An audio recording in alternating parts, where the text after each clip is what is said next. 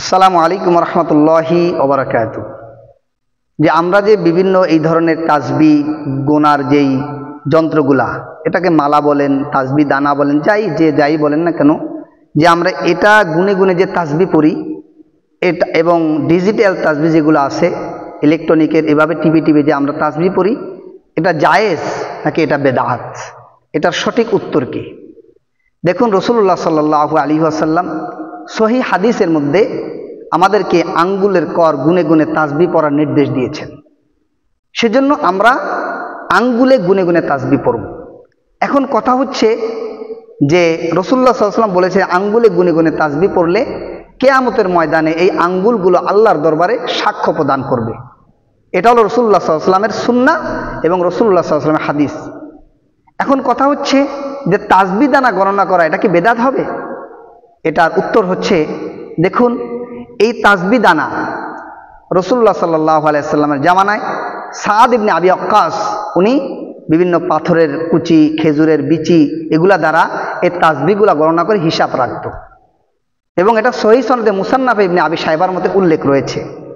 এবং রাসূলুল্লাহ সাল্লাল্লাহু আলাইহি ওয়াসাল্লাম একবার এক মহিলার বাড়িতে গেলেন, দেখতেছিলেন যে সে বিভিন্ন কঙ্করের টুকরা দিয়ে সে তাসবি গুনতেছে। তো আল্লাহ রাসূল বলল যে তোমাকে কি এর থেকে উত্তম কোনো কিছু শিক্ষা দিব? তো আল্লাহ রাসূল তাকে একটা ফজিলতপূর্ণ একটি দোয়া শিক্ষা দিলেন, কিন্তু ওই কঙ্কর দানা দিয়ে তাসবি পড়তে আল্লাহ রাসূল নিষেধ করলেন না। তো সাহাবার আমল ছিল এবং এই মহিলারও আমল ছিল। তো আল্লাহ রাসূল এক হাদিসের মধ্যে বলেন, ওয়াতাফতারিকু উম্মতি আলা সালাসি ওয়া সাবঈনা মিল্লাহ, যে আমার উম্মতরা ৭৩ দলে বিভক্ত হবে, কুল্লুহুম ফিন্নার ইল্লা মিল্লাতান ওয়াহিদা, ৭৩ দলের ৭২ দলে যাবে জাহান্নামে, একটি দল যাবে জান্নাতে। কিলা মান ইয়া রাসূলুল্লাহ, সাহাবা একরাম প্রশ্ন করেন, ইয়া রাসূলুল্লাহ, ওই দলটা কারা যারা জান্নাতে যাবে? তো আল্লাহ রাসূল বললেন, মা আনা আলাইহি ওয়া আসহাবি, যারা আমি নবীর আদর্শকে গ্রহণ করলো, আমার সাহাবা একরামের আদর্শকে গ্রহণ করলো, তারাই যাবে জান্নাতি। তাহলে রাসূলুল্লাহ সাল্লাল্লাহু আলাইহি ওয়াসাল্লামের সাহাবা একরামের আদর্শ গ্রহণ করা, এটা রাসূলুল্লাহ সাল্লাল্লাহু আলাইহি ওয়াসাল্লামের সুসংবাদ যে আমার আদর্শ গ্রহণ করবে, যে আমার সাহাবা একরামের আদর্শ যে গ্রহণ করবে সে হকের পথে থাকবে, সে জান্নাতে যাবে। সেজন্য তাসবি যেহেতু সাহাবা একরাম থেকে এই জাতীয় কিছু দিয়ে তাসবি গোনার সূত্রপাত রয়েছে, সেজন্য এটাকে বেদাত বলার কোনো সুযোগ নেই। এবং যারা এটাকে বেদাত বলে, ওনাদের বড় একজন শায়েখ হাফিজ ইবনে তাইমিয়া রহমাতুল্লাহ আলাইহি তার মাজমুআল ফাতোয়ার মধ্যে তিনি স্পষ্ট ভাষায় লিখেছেন যে আঙ্গুল দিয়ে তাসবি গণনা করা এটা হলো রাসূলের সুন্নাহ।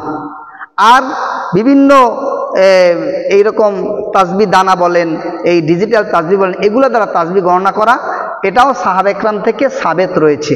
তো এটাকে তিনি ভালো বলেছেন, উত্তম বলেছেন। এখন আমরা সমাধান এটাই পেলাম যে যদি আমরা সম্ভব আমরা আঙ্গুল দিয়ে তাসবি করবো, কর গুনে গুনে তাসবি গণনা করব, তবে অনেক তাসবি হাদিসের মধ্যে রয়েছে 100 বার, 200 বার, 500 বার, এরকম সংখ্যা উল্লেখ রয়েছে। তো এই সংখ্যাগুলো আঙ্গুলের কর দিয়ে গণনা করে আমরা হিসাবটা অনেক সময় ঠিক রাখা যায় না। সেজন্য কেউ যদি তাসবি ব্যবহার করে তাহলে এটা সুন্নাহর খেলাফ হবে না, কারণ এটা সাহাবা একরাম আমল করেছেন। আর সাহাবা একরামের আমল গ্রহণ করার জন্য রাসূল আমাদেরকে নির্দেশ দিয়েছেন। সেজন্য তাসবি দানা ডিজিটাল তাসবি ব্যবহার করা এটা বেদাত নয়, এটা একটি উত্তম ভালো কাজ, সাহাবা একরামের আমল বললে চলে। আল্লাহ রাব্বুল আলামিন আমাদেরকে বুঝে শুনে আমল করার তৌফিক দান করেন, আমিন। ওমা আলাইনা ইল্লাল বালাগ।